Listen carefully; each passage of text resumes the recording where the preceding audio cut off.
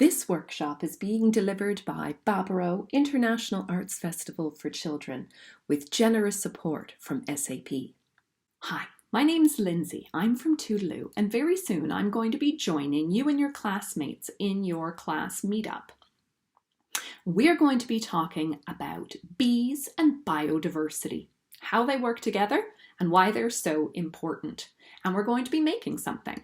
We're going to be making a home for solitary bees, and I'll tell you what we're going to need in order to make that at the end of this video. But first, I wanted to talk to you about biodiversity. Sounds like a complicated word, but it basically just refers to nature, and very specifically the diversity of nature, or the diversity of living things on our planet. And diversity means that they're not all the same.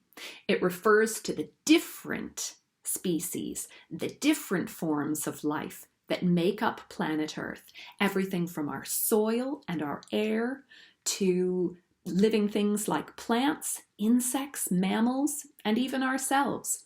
And all of them work together in an ecosystem where they have very special relationships with one another. They rely on one another in order to be healthy and to thrive and to keep our planet a healthy place for us all to live. Now, bees are a really tiny little insect, and yet they play an incredibly critical role in biodiversity. There's a reason for that. Bees are pollinators. Pollination is a process that needs to take place for nearly every plant on the planet, and plants are an incredibly important part of that ecosystem where everything works together. They provide us with food. They provide animals with food. The animals provide us with food, and so on and so on. It's like a great big chain. And if one part gets interrupted, the rest of it just isn't going to work properly. Bees, as pollinators, are an incredibly important piece of that whole puzzle. So you might be wondering what pollination is exactly. Well, in order for a plant to grow and to produce fruit, it needs to be fertilized. And some plants are able to fertilize themselves. Other plants require pollination in order to fertilize. And it's the bees who do that for us. Bees have very particular fine little hairs on their bodies. It's part of what makes them look fuzzy when we see them buzzing around. And those hairs are bristle-shaped. And when a bee travels to a plant, lands on it, and eats from the nectar of the plant, some of that pollen gets caught on its bristle-like hairs. Then when the bee flies to another plant to continue eating, the pollen that's on his hairs gets transferred to that other plant, fertilizing that plant by spreading the pollen from one plant to another, and therefore allowing that plant to produce fruit. So some of the reason why bees are so important is that the plants that we eat need to be pollinated. Things like apple trees, pear trees, almonds, vanilla, coffee beans. It's a very long list. But some of the other plants that we need bees to pollinate provide food for animals, things like clover and alfalfa, which is eaten by cows in the field. And then we rely on cows for a huge part of our diet with beef and dairy. So we know that bees play a really important role in providing us with a food source and other animals with a food source. They also pollinate food sources for other insects like wildflowers in order to ensure that those insects have a healthy population and can do the jobs that are so important to our ecosystem. Unfortunately, even though bees are an incredibly important part of biodiversity on the planet, they're under threat. They're in a little bit of trouble, and the bee population is declining. There are a few reasons for that. One is loss of habitat, or places for bees to live and to lay eggs in order to increase the bee population every season.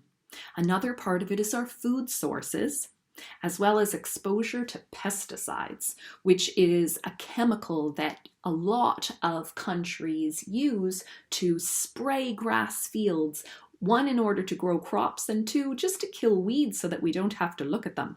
Now, a lot of people don't like to have dandelions growing in their front lawn, but dandelions are actually an incredibly important food source for bees. And you might have noticed that over the weeks of the COVID-19 lockdown here in Ireland, lots of green spaces were not being mowed as much as they usually are. That's been an amazing thing for bees this spring and this summer. And it's led to an increase in our bee population this summer, which is a wonderful thing because dandelions are a food source that bees rely on. And if we mow them or spray them with pesticides, we're taking away the very food that bees need in order to live and further declining their population. So the simple act of not mowing our lawn quite so frequently and not using pesticides to kill weeds can have an enormous impact on the number of bees that are alive here in Ireland every year.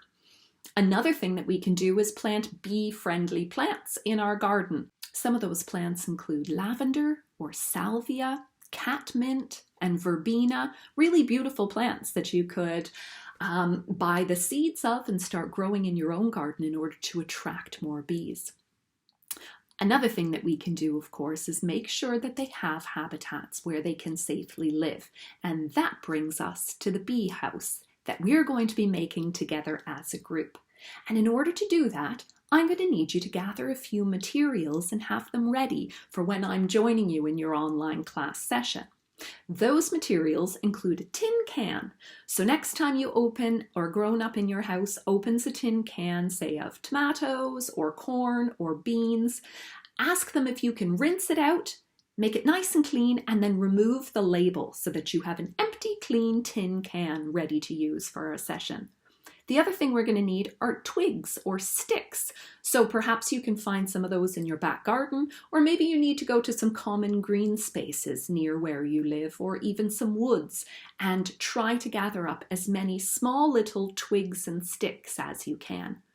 We're also going to be using paper, and ideally we'll get this out of the recycling bin. So any kind of clean and dry paper, maybe newspaper as well, if you have some of those in your recycling bin, they would be ideal. And finally, cardboard. So again, raid your recycling bin, see if you can find some pieces of cardboard. Then the only other things we're going to need are scissors and a length of string. And using those materials all out of our recycling bin, we are going to make an ideal little home for solitary bees. And when we're together, I'll be talking to you a little bit about solitary bees and also answering any questions that you might have about biodiversity, bees, and what you can do in order to help biodiversity stay healthy and thriving here in our own back gardens. There's one more thing that I would love to encourage you to do, and that is to become a citizen scientist. And what that means is that you collect data or information and share it with researchers who are studying things like bumblebees in order to understand whether our bee population is healthy or if it's under threat and that we need to take stronger action in order to help it thrive. So I'm going to be showing you a website and providing you with a link to a website right here in Ireland where research scientists are trying to get an understanding of the bee population, just how many bees live in different parts of the country. And you can help them to understand that by simply observing the number of bees that you can spot in your own back garden or in a green space nearby. All you need to do is sit for 10 or 15 minutes and count the number of bees that you see coming into your garden. And then you can enter that information or that data onto their website into a giant database. And when lots of us participate in something like citizen science, small little amounts of numbers all come together to form a really big picture of just how well the bee population is doing here in Ireland. So it's a simple thing that individual people can do that when we come together and form a collective provides a very useful piece of information that can impact our environment and the actions that we take to protect our environment here in Ireland. And I hope that you will join me in doing some observation science, collecting some data and sharing that data with Biodiversity Ireland.